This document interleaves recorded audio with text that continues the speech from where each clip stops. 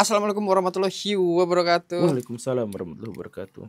Teman-teman, buku terbaru Guru Gembul ngomongin logical fallacy sudah Kelihatan launching gitu ini ya. di sini. Kelihatan nanti di Zoom.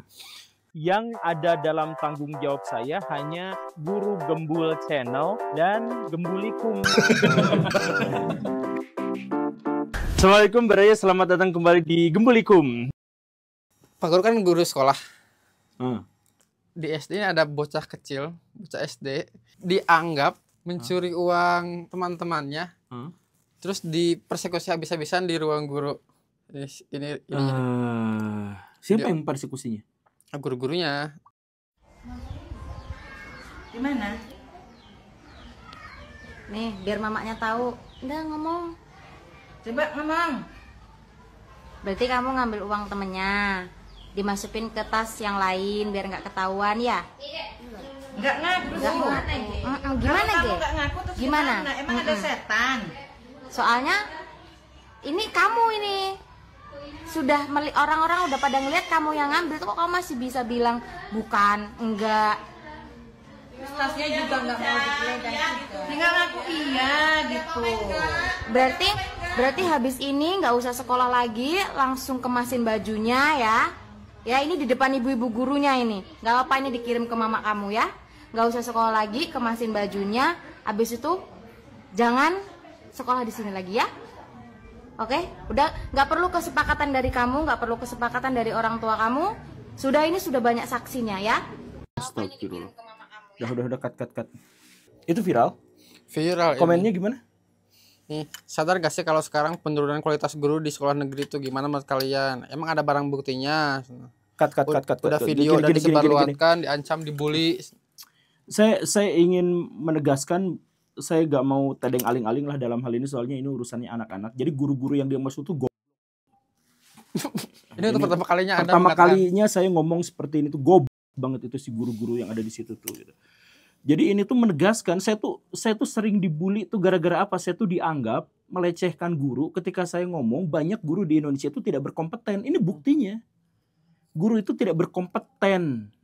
Kalau ada anak terbukti, anggaplah terbukti mencuri.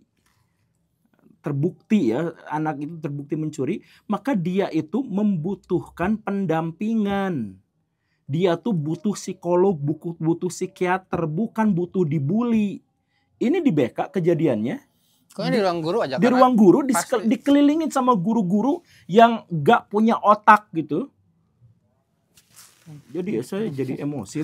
Ya, soalnya ini menyangkut anak-anak sih. Jadi maksudnya ya anak-anak. Jadi gini nih ya, banyak anak-anak tuh yang belum bisa memisahkan mana hak pribadi dengan mana hak kelompok. Itu faktornya banyak. Kalau misalkan ada orang yang sudah berkesadaran, ada orang yang katakanlah umurnya 20 tahun atau 17 tahun atau lebih daripada itu, para koruptor gitu kan. Nah, itu silahkan karena dia itu sebenarnya sudah mengenyam pendidikan yang cukup, dia itu sudah disadarkan, dia sudah mendapatkan sosialisasi.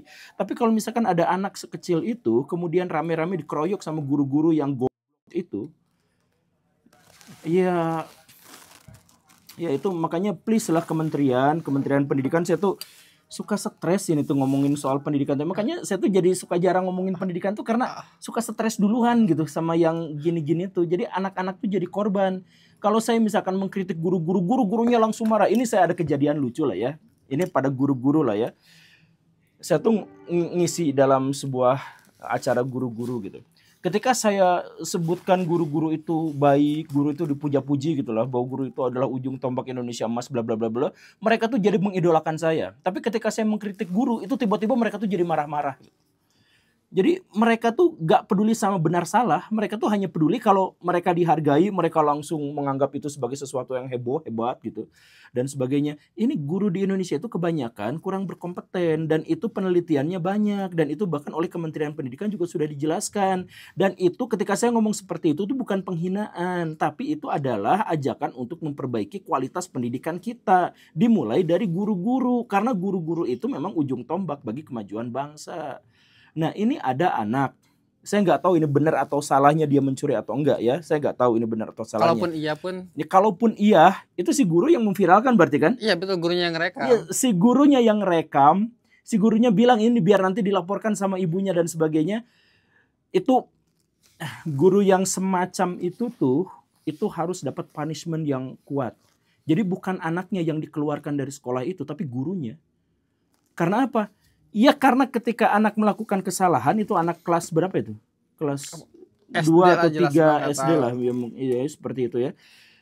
Itu butuh pendampingan. Ada anak yang mencuri itu dia butuh pendampingan. Artinya apa? Dia tidak bisa memisahkan yang pribadi dengan yang masyarakat gitu. Dia nggak tahu yang pribadi dengan yang temannya itu nggak tahu dalam hal itu gitu. Jadi kalau bahasa Jawa mah ada katanya orang Jawa, saya ngomong sama budayawan Jawa gitu, ada yang benar dan ada yang benar gitu.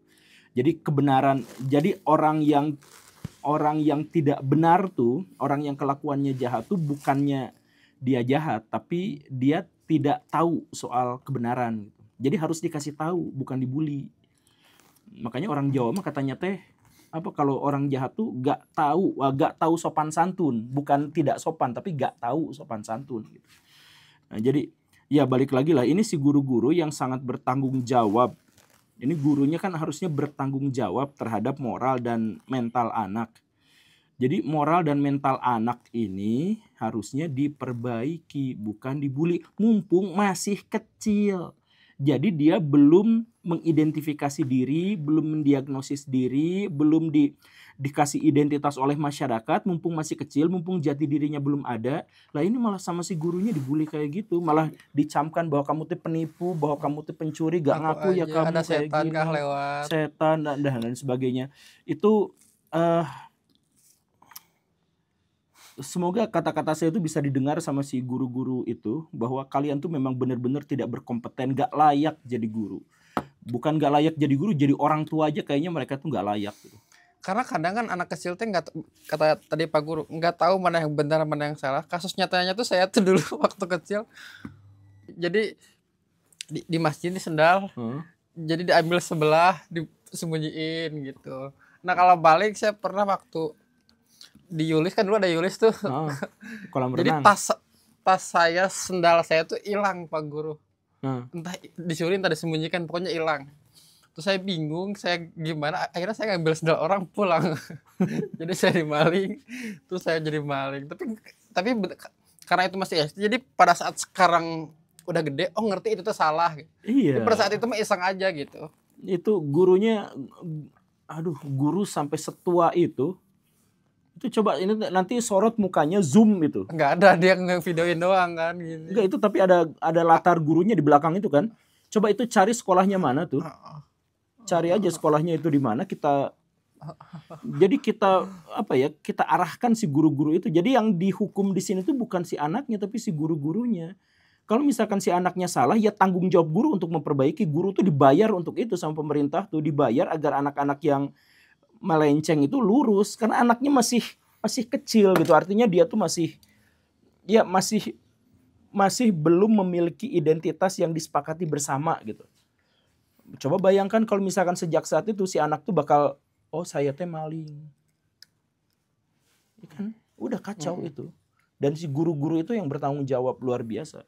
Makanya kemarahan saya ini tidak ditujukan hanya kepada guru-guru yang tampil di situ aja, tapi kepada semua guru-guru yang memang kelakuannya seperti itu gitu.